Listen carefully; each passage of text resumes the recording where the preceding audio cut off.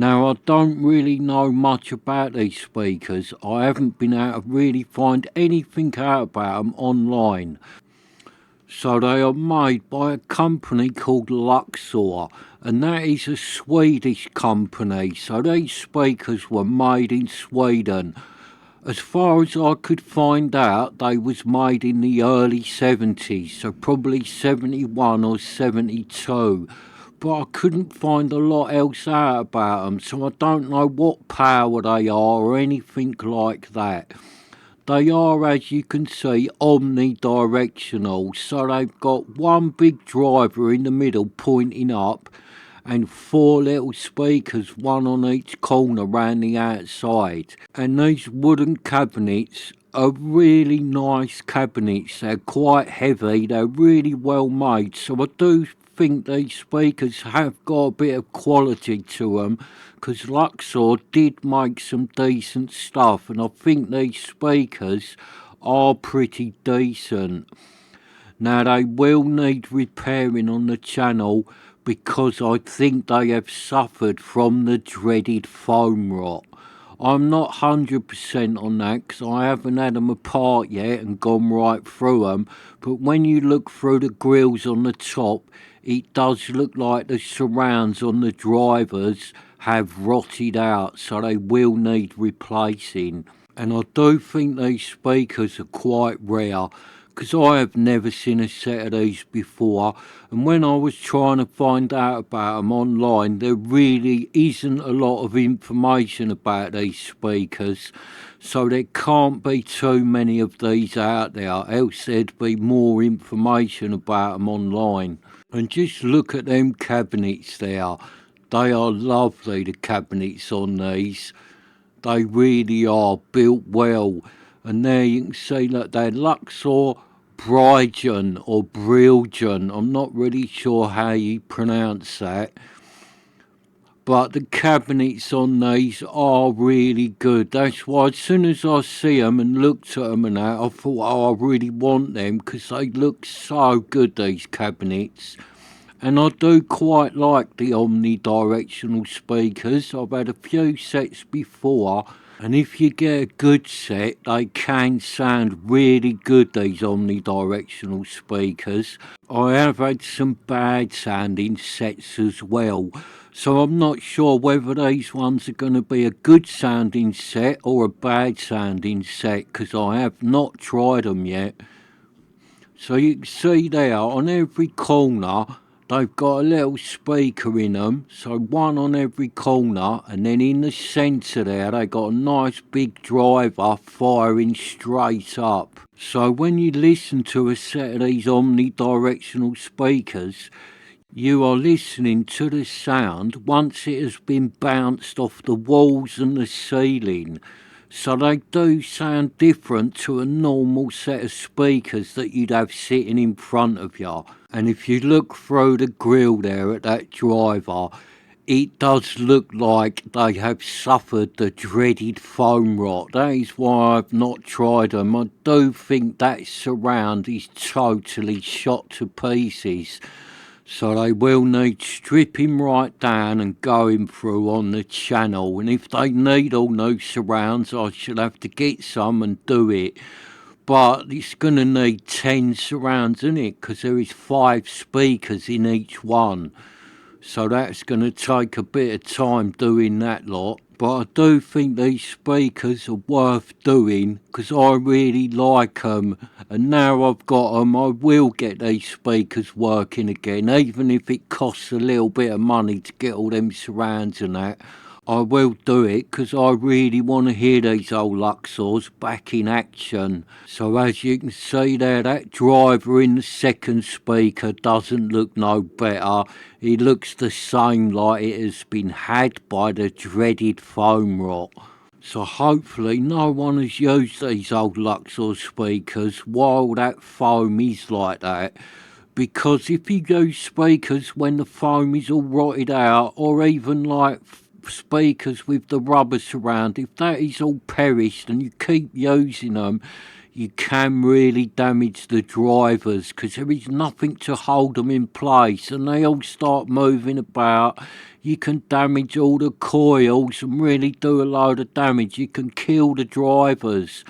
So if you've got speakers and the surrounds are perished, do not use them. Replace the surrounds before you kill them.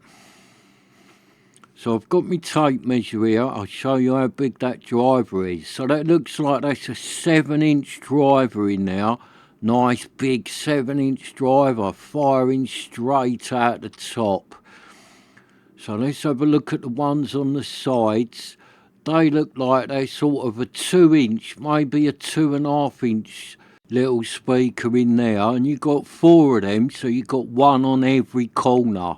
So there'll be 8 of them to put new surrounds on, because there is 4 in each speaker. So I'll show you how big these cabinets are, because they are fairly big, these speakers. See there, that is about 17.5 inches tall. And the width of them is, get hold of my tape measure.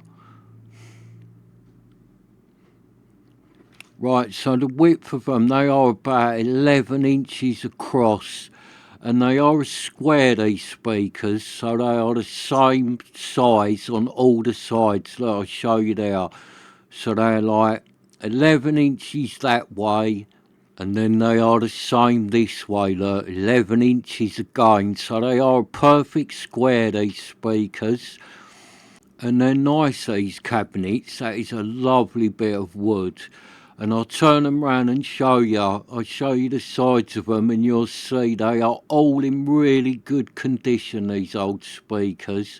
There's a little bit of paint that's come off round that black trim at the bottom, and there's a couple of tiny little scratches on them. But other than that, the cabinets on these speakers are in fantastic condition. And them grills, them metal grills that the speakers are sitting behind, they are in excellent condition. There is no dents in them or anything. So considering how old these speakers are, they are in great condition for their age. Whoever owned these from new must have really looked after them. You can't stop that foam rot. That is not someone not looking after their speakers that has caused that. That is just what happens to every set of speakers with foam surrounds. As they get old, the foam surround will rot. So that's just how it is with foam speakers. They will all rot out eventually. So as you can see with this second one, it's in just as good condition as the first one. When they get a nice bit of polish and that on them cabinets, they're going to come up lovely, they are. I really like these Luxors. They are a good looking set of speakers. Probably doesn't come across on the video how good these things are, but these cabinets really are like a work of art.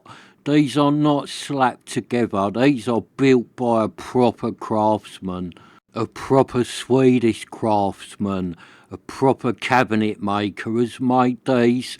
And you know how much that Swedish furniture from the 70s could make. Some of that stuff is really collectible and makes a ton of money because it is so well made. And these speakers are no different. They are made as well as that old Swedish 60s and 70s furniture. They really are. And just considering how old these things are, just look at all the joints and that on them. They are still perfect. None of it is warped or anything like that. Whereas most speakers from the 70s, they have warped all the wood somewhere. There's a bit of a bow in it or something like that. But these things are perfect. Yeah, I do really like these, as you can probably tell. So I do really hope that it's easy to get new surrounds for these speakers. I hope they are like a kind of standard size, because I have had it before in speakers where the drivers and that are a bit of a funny size, and then it is just really hard to get surrounds that fit them properly. Because I have had it before, I had a set of big old Richard Allen speakers from the 60s. Lovely they were. Big wooden cabinet. They had big massive drivers in them. But you just could not get a surround that fitted that driver. I bought a few different surrounds for them, but none of them fitted. They was like a funny size. It fitted the outside of the frame, but nothing was big enough to reach the cone in the middle. It didn't fit. So in the end, the only way round it, I had to buy a sheet of rubber and I cut out and made my own surrounds for them. So I hope that when I take these Luxors apart, I find out that they are pretty much a standard surround that is easy to get hold of. I did also find an amplifier. While I was away the weekend, the same weekend that I found these speakers, I bought these speakers on the Saturday, and then on the Sunday in a charity shop I found an amplifier. It's an Ariston amplifier. Now I didn't even know Ariston made amplifiers. I thought they just made washing machines and fridges and that. But I found one in a charity shop, and when I looked up about it, I think it is actually a Cambridge Audio A1. It is just rebadged as an Ariston amplifier, so it's actually made by Cambridge Audio. Although I did not know that when I found it, because I see it in a charity shop and it was only priced up at £15. And when I picked it up and felt how heavy it was, I thought, oh, I've got to buy that, 15 quid, it's rude not to.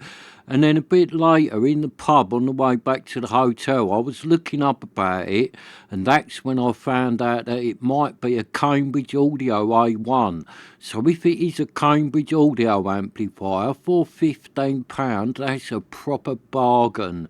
I will do a little video and I'll show you that one next. But today I just wanted to show you my lovely Luxor speakers, because I do really like these. And like I said, I can't find anything out about these. So if you own a set of these, or if you know anything about these speakers, can you let me know please? Because I'd love to find out more about them. And they are quite a strange looking set of speakers, these, aren't they? Look at them. They're good looking, but very strange looking. And they might be a little bit difficult to place. Being omnidirectional, you got to find somewhere good to put them to get a good sound out of them. You can't just put them in the corners of the room like you would a normal set of speakers. They don't work like that. If you just bung these things one in each corner of the room, they really wouldn't sound that good. They need to kind of be out in the middle of the room a bit. I had a set of Sonab ones before, and what I used to do with them is I had them sort of in the middle of the room, just in front of the sofa, like one either side of the sofa. They was about a foot in front of the sofa. The sofa was back up against the wall, and the speakers were sort of out in the middle of the room, one either side, and they sounded really good like that. And I used to put the games console through them. I had them on like a 2-channel amplifier. I'd plug my games console into it and I'd sit gaming with the old Sonabs. Oh, they worked really well with that. It sounded really good. And to me, they definitely sounded better than a normal set of speakers would when I was doing a bit of gaming. I used to really like using them for that. But my friend Clive, when he knew I had a set of Sonabs, he asked me if he could borrow them because he'd never heard a set and he wanted to listen to them. So I took them round his house. Now his lounge is massive, and them Sonabs did not sound as good at his house as what they did at my house. So I think if you've got a massive room, these omnidirectionals don't work that good in a massive room. They need to be able to bounce all round the walls, and if your room's too big, I don't think they can do that. They don't sound as good. Because them Sonabs definitely did not sound as good in Clive's massive lounge as they did at my house in a small room. because they really did used to sound good at my house, them old Sonab speakers. And my missus used to really like the sound of them speakers. So they was another bit of hi-fi equipment that when I sold, she told me off for selling them. So hopefully my new Luxors will sound as good as a pair of Sonabs once they've had all new surrounds and that put on them, get them working properly. With a bit of luck, these things might sound as good as a set of Sonabs. They probably won't, but you never know, they just might do. So thank you for watching, and I shall see you next time.